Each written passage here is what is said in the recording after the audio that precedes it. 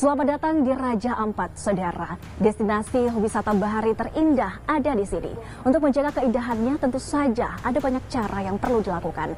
Saat ini kami bersama dengan tim Kementerian Kelautan dan Perikanan dari Direktorat Jenderal Pengawasan Sumber Daya Kelautan dan Perikanan akan melakukan pengawasan terhadap aktivitas tambang nikel yang ada di pulau-pulau kecil di Raja Ampat.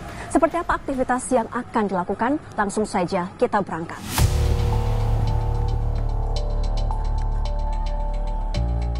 Dari Pelabuhan Waisai di Raja Ampat, tim patroli KKP berangkat menggunakan speedboat Armada Napoleon. Misi patroli ini untuk melindungi sumber daya laut di Raja Ampat. Tujuan pertama dalam patroli ini adalah Pulau Kawe, tempat salah satu tambang nikel berada. Baik, saudara, kita sudah tiba di Pulau Kawe. Pulau ini merupakan spot pertama yang didatangi oleh tim patroli dari Direktorat Jenderal Pengawasan Sumber Daya Kelautan dan Perikanan.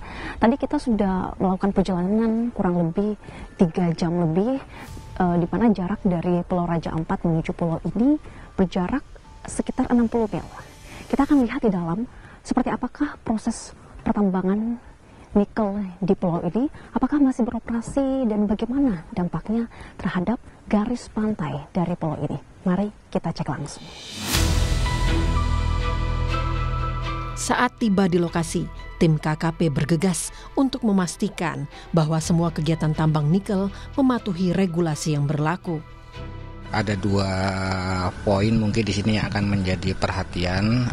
Jadi pertama adalah terkait dengan pengelolaan pesisir dan pulau-pulau kecilnya, karena berdasarkan data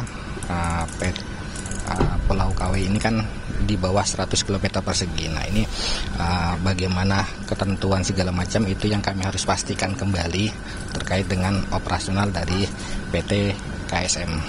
Yang kedua dari sisi pemanfaatan ruang lautnya.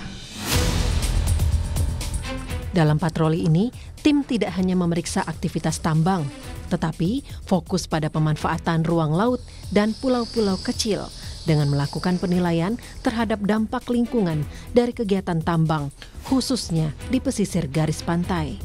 Tim patroli KKP juga mengawasi apakah ada limpasan tanah di pesisir pulau yang bisa memicu sedimentasi di pesisir.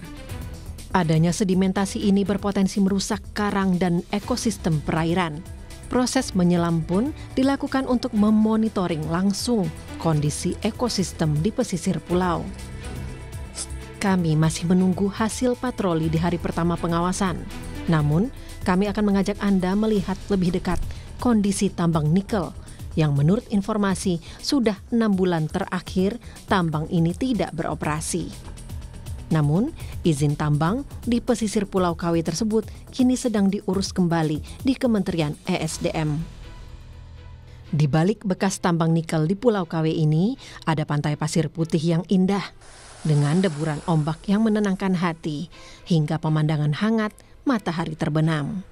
Karenanya, aktivitas penambangan apapun hendaknya tidak mengganggu warisan bumi yang ada di Nusantara, seperti di dalam Kepulauan Raja Ampat, yang sudah menjadi warisan dunia ditetapkan UNESCO PBB. Mari kita jaga dan lestarikan. Wafiq Azizah, Riki Sultana, Kompas TV, Raja Ampat, Papua Barat Daya. Aktivitas pertambangan nikel di kawasan Raja Ampat, Papua Barat Daya menuai keprihatinan banyak pihak. Tagar Save Raja Ampat pun bermunculan di media sosial. Ada juga aksi dari para aktivis lingkungan hidup yang gencar menyuarakan keprihatinannya.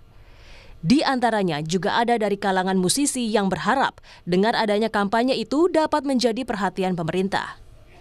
Adalah sebuah keharusan, sesuatu yang sangat positif, bahkan bisa menjadi kekuatan satu-satunya untuk membangun awareness untuk masyarakat luas, bagaimana pentingnya menjaga kestabilan alam gitu, apalagi Raja Ampat dalam hal ini yang paling kita banggakan.